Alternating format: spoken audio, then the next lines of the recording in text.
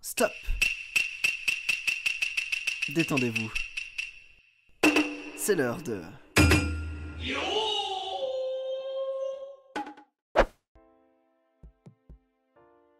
Bienvenue dans la pause sumo.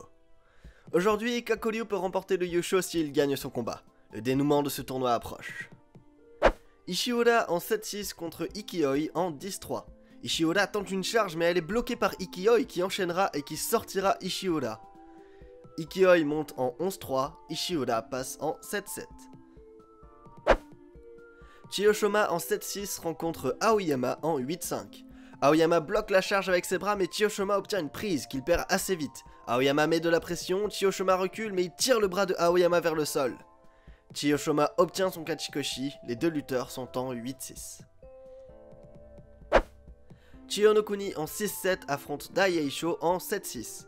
Chiyonokuni prend l'avantage au Tachiai mais vite Dai Eisho retourne la situation. Chiyonokuni ne peut plus répondre, il tombe au sol.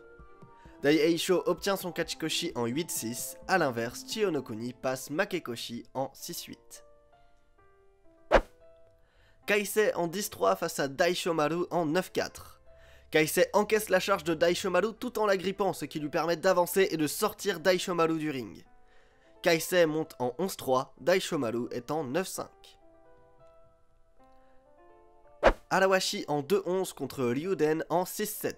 Ryuden prend l'avantage au Tachiai, mais Arawashi contre-attaque. Ryuden est en mauvaise position, mais il se sert des Tawara pour tenir.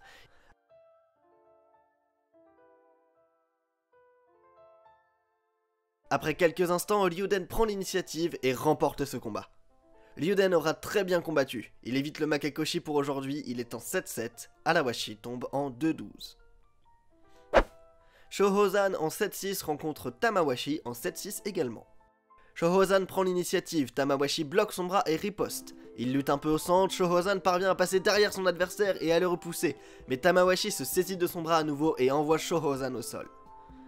Tamawashi passe en 8-6 et Kachikoshi, Shohozan passe en 7-7.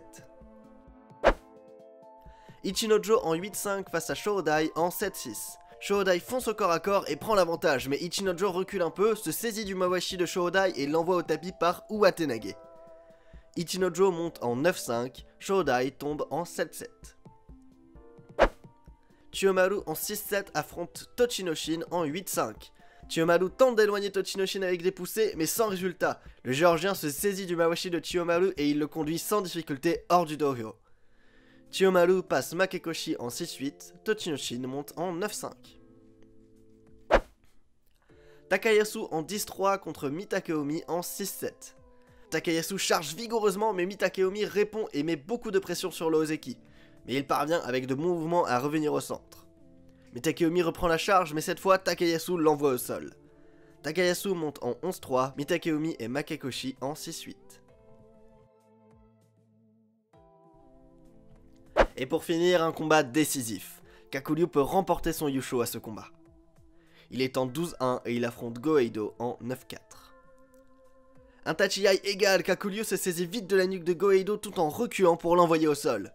Kakuryu monte en 13-1 et assure son Yusho. Goeido tombe en 9-5.